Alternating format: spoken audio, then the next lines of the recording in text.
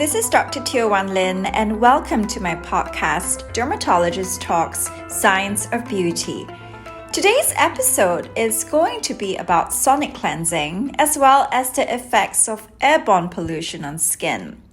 We are going to start with the most fundamental step in a skincare regimen, cleansing. This episode is made possible by Foreo. The Luna 3 and the UFO 2 are home facial devices by Foreo. The Luna 3 is a 2-in-1 device with an enhanced T-Sonic facial cleansing brush and firming massager for the face and neck. The UFO 2 is the latest smart mask treatment that combines dermal technologies with Korean mask formulas for a home facial treatment. The UFO 2's hyperinfusion technology uses your skin's natural reactions to heat and cold, as well as T-sonic pulsations that boost absorption of active mask ingredients. Well, on the topic of cleansing, I've always wondered, can you over-cleanse? I tend to have oilier skin, especially in the T-zone, and in Singapore's hot and humid climate, it's pretty tempting for me to cleanse my face every time it feels oily. Can I cleanse my face multiple times a day? What is the ideal number of times I should wash my face? This is a question I get quite a lot. It seems intuitive, but it really isn't. That's because of the influence of lifestyle and environmental factors that affect the individual's preferences for cleansing routines as well. In terms of the recommended frequency of cleansing, I would suggest cleansing your face twice a day as a baseline. And if you do sports in between and you have combination or oily skin, it's perfectly alright to cleanse right after the sporting activity, provided you are using a gentle cleanser that respects the skin barrier. That is typically one which is pH balanced. One would avoid the alkaline type of cleansers because these tend to disrupt the skin barrier. Amino acid surfactants, for example, are known to be gentle on the skin barrier as a daily cleanser, as opposed to traditional sulfate-based cleansers. However, what I don't recommend for individuals who suffer from dry skin, or if you have combination skin and your T-zone is the one that's predominantly oilier than the rest of your face, is to use a lathering cleanser more than twice a day. It is very important because if you have dry skin or combination skin where your cheeks tend to be quite dry, if you increase the frequency of cleansing because of sports and use a lathering cleanser, then it predisposes to developing skin sensitivity, which is a form of eczema. I see. So the type of cleanser really makes a difference here. Well, on the topic of gentle yet effective cleansing, Foreo Luna 3 is a facial cleansing massager that utilizes T-sonic pulsations for a deeper cleanse to wash away dirt, oil, sweat, and makeup from your pores. Well, how the T-sonic waves work is that they are essentially sound waves. They pulsate really quickly to gently shake loose dirt and makeup residue. Dr. Teo, can you tell us a little bit more about Foreo's sonic cleansing? I have reviewed the Foreo Luna 3 personally, and I find that it is a solidly designed device in a way that fulfills the criteria of an ideal sonic cleansing facial device. Notably, Foreo's patented T-sonic technology has technical specifications of up to 8,000 pulsations per minute with 16 sonic pulsation intensities that allow you to control the power level. This is important because of the effectiveness in removing microparticulate matter from environmental pollutants that settle on skin.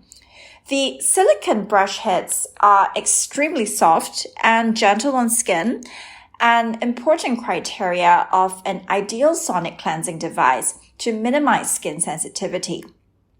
What I wish to highlight is that there is now a better way to cleanse that's proven by dermatological science. Sonic cleansing is an effective method of removing physical debris, the mixture of sweat, oil, and grime that is a breeding ground for microorganisms and bacteria. Sonic cleansing is able to dislodge these physical particles without stripping the skin of its inherent moisture or by disrupting the skin barrier. Speaking of sonic cleansing, lots of people throw around the term double cleansing, and it's also a staple in many skincare routines. Well, what is double cleansing and what are its benefits? Double cleansing has traditionally been recommended as an effective way to dissolve makeup pigments on skin. This includes oil-soluble pigments such as eyeliner, mascara, and then following up with a lathering cleanser, which leaves your skin feeling cleansed.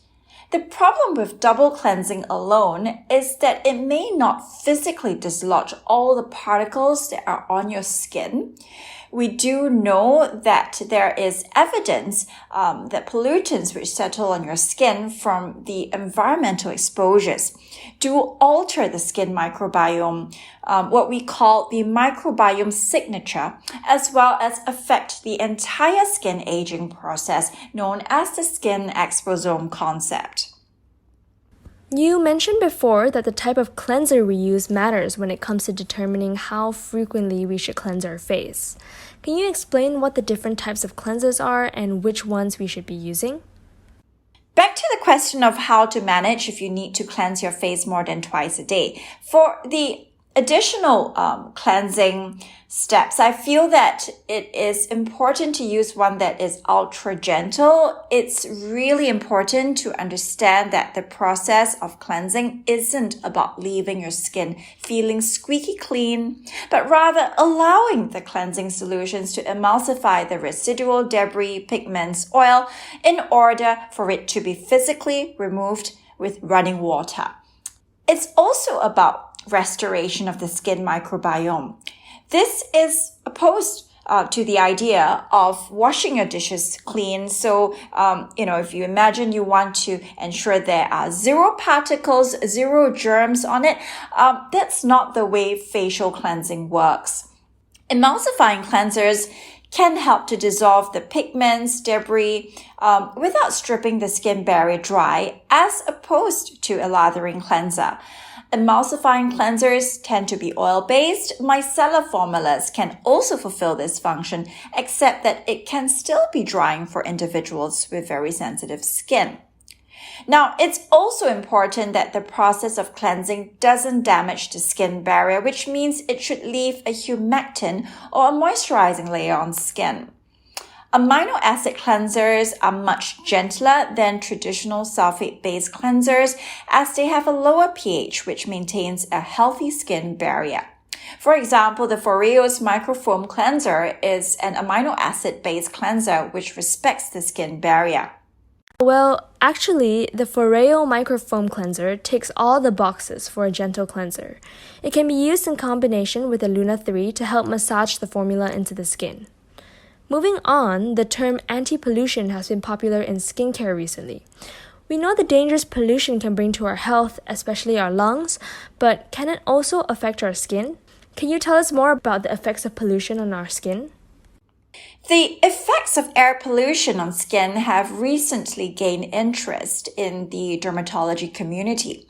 We are aware of the respiratory and cardiac issues. These are all effects of airborne pollution.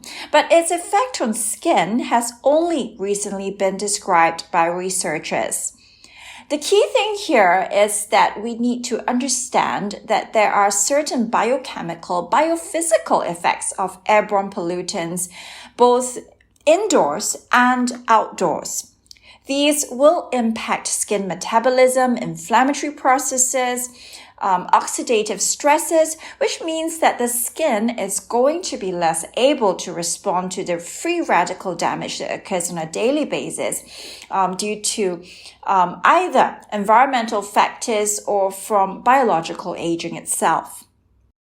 Well, can you tell us a little bit more about the type of pollution that can be dangerous for our skin?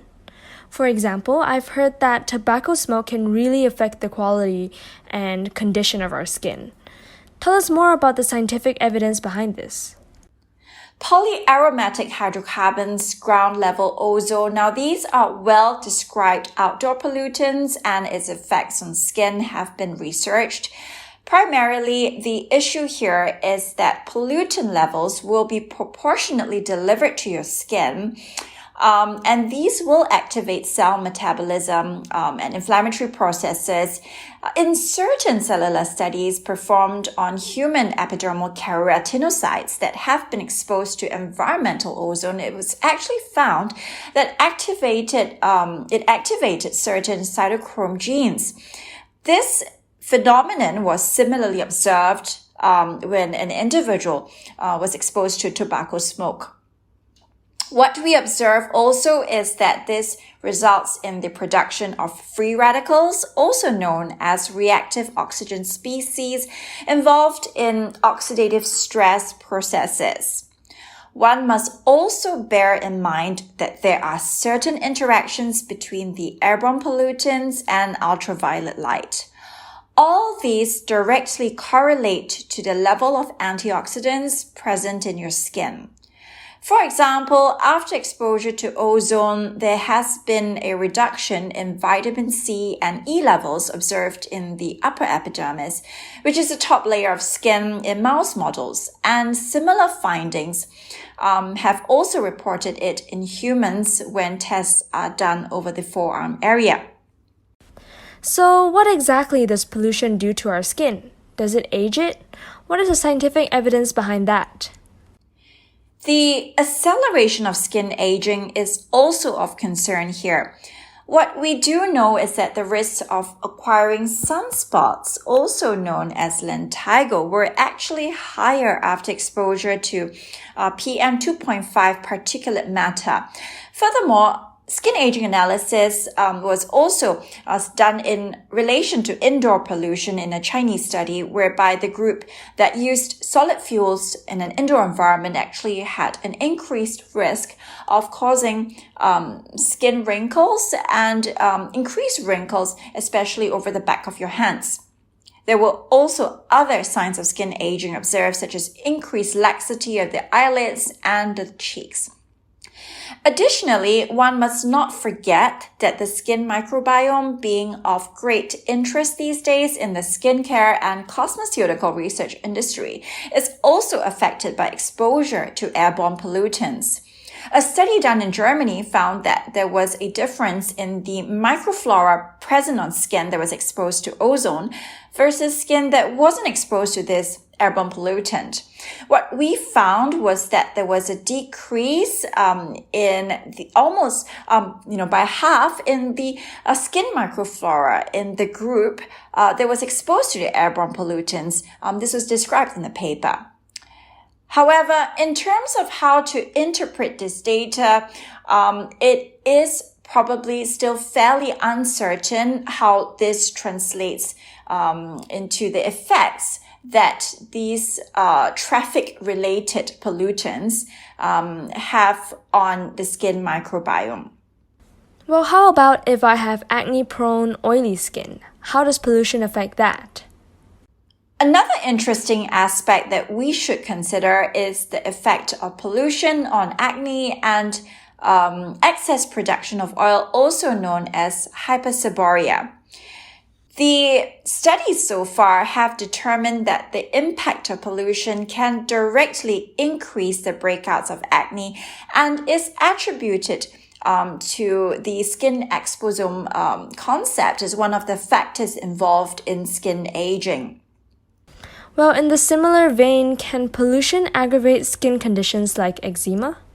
In a recent review, in terms of the impact of pollution on eczema, it is noteworthy that an increase in particulate matter pollutants was found to aggravate symptoms of eczema in several studies.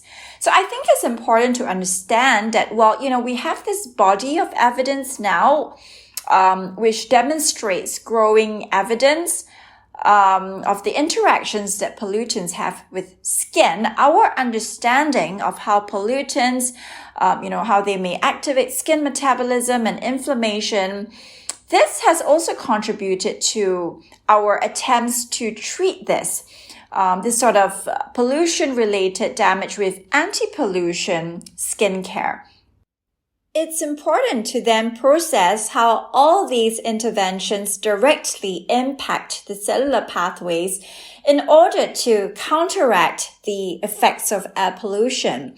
This means that a well-designed sonic cleansing device such as the Foreo Luna 3 has the added benefit of removing microparticulate matter such as environmental pollutants from the skin, which augment traditional cleansing methods. This is especially relevant given the current maskne phenomenon arising from prolonged mask wear. Bacteria play an important role in the development of various dermatological conditions, and the scientific literature does suggest that sonic cleansing can be part of adjuvant treatment in order to improve the skin microbiome. So today we've answered essential questions about one of the fundamental steps in skincare, cleansing, and the importance of a gentle cleanser that really respects the skin barrier.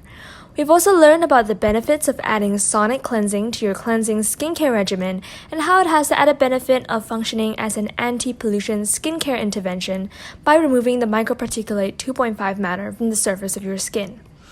Well, after today's episode, we now also know the dangers of pollution on skin and how a good cleansing regimen can minimize oxidative stress from environmental pollutants. Well, that's it for this week's episode on Dermatologist Talks Science of Beauty. Find out more about the Luna 3, UFO 2, and other skincare devices on www.foreo.com or at foreo_SG on Instagram. You can follow Dr. Teal on Instagram at Dr. Teal Wanlin, where she posts updates on the latest podcast episodes. And be sure to visit our website at www.scienceofbeauty.net.